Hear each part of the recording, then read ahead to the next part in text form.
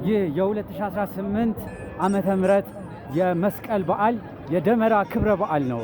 በደብረ ብርሃን ከተማ በውቢቷ ደብረ ብርሃን ከተማ ብርሃን በወረደባት የሸዋዋ ንግሥት ደብረ ብርሃን ከተማ ህዝቡ በጣም ብዙ በሚባል ደረጃ ነው።